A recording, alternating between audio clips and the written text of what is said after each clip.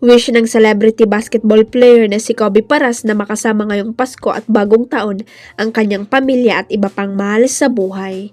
Ibinahagi ng binata ang kanyang mga plano ngayong holiday season, partikular na sa darating na Noche Buena at sa mismong araw ng Pasko.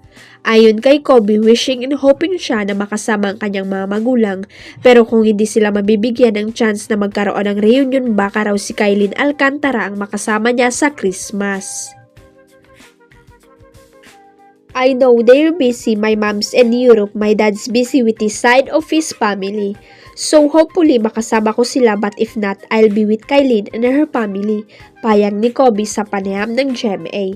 Chika pa ng Cager sakaling sila ng kapuso aktres ang magsama sa pagse-celebrate ng Pasko. Sana kahit ano lutuin ni Kylene, makain ko. Pero ang sabi ni Kylene, hindi raw siya marunong magluto, ngunit susubukan daw niya mag-try ng ilang putahe para kay Kobe.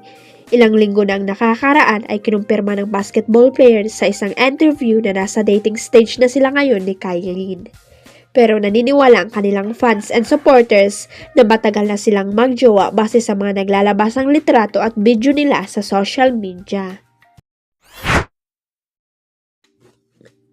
Never as in never naging jowa o kabit ni Richard Gutierrez ang kapuso aktres at abot kamay na pangarap star na si Kaysel Kinuchi. Mariing itinanggi ni Kaysel na siya ang dahilan kung bakit nawasak ang pagsasama ni Richard at Sara Labati bilang mag-asawa.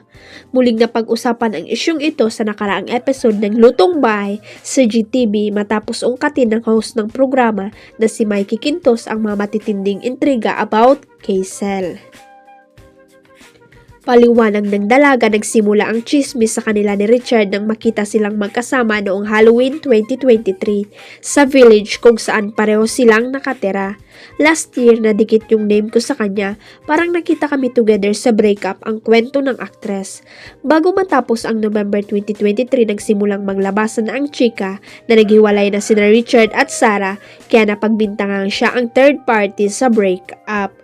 Sabi ni Kaysel, so we had common friends. Actually, hindi nga kami friends ni Chard. Sakto, nandito lang siya, same street. Tapos napicturan kami, may picture, umumpo ako sa isang bahay, tapos siya nandun din sa kabilang bahay. Esplika ng kapuso star. Nilagyan lang daw ng mali siya ng mga tao ang simpleng litrato nila ni Richard at pinalaki ang issue sa social media.